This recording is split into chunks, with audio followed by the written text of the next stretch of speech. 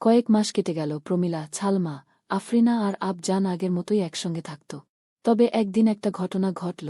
এক সকালে মাদ্রাসায় যাওয়ার সময় প্রমীলা দেখতে পেল আফরিনা কিছুটা অস্বাভাবিক আচরণ করছে। সে চুপচাপ বসে আছে, তেমন কথা বলছে না। ছালমা ও আবজানও খেয়াল করল ব্যাপারটা। প্রমীলা ধীরে ধীরে কাছে গিয়ে বলল, কি হয়েছে আফরিনা? তুই আবার কোনো কিছু হারিয়েছিস নাকি? আফরিনা চোখ নামিয়ে বলল, না, তেমন কিছু নাই। কিন্তু ওর মুখ দেখে বোঝা যাচ্ছিল কিছু একটা হয়েছে। ছালমা বলল, আমরা তো তোর বন্ধু, আমাদের বলতেই হবে। আফরিনা একটু চুপ থেকে আস্তে করে বলল, আমার পরিবার শহরে চলে যাচ্ছে। মানে, আমাকে এই মাদ্রাসা ছেড়ে যেতে হবে। শুনেই সবাই স্তব্ধ। এতদিন একসঙ্গে থাকার পর হঠাৎ আলাদা হয়ে যাবে, এটা কেউ কল্পনাও করেনি। আবজান বলল, কিন্তু তুই তো আমাদের ছাড়া থাকতে পারবি না। আফরিনা দুঃখের হাসি দিয়ে বলল, তাই তো ভাবছি।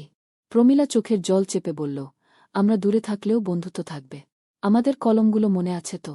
ওগুলো আমাদের বন্ধুত্বের চিহ্ন।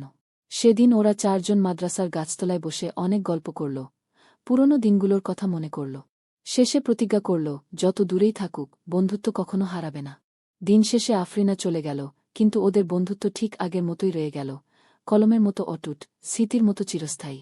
আমার এই ভিডিও ভালো লাগলে লাইক আর শেয়ার দেও, ফেসবুকে দেখে থাকলে ফলো দেও, আর ইউটিউবে দেখলে সাবস্ক্রাইব দিয়ে বেল আইকনে টিপ দিয়ে রাখো। ভালো ভালো কথা শোনার সুযোগ পেয়ে যাবে।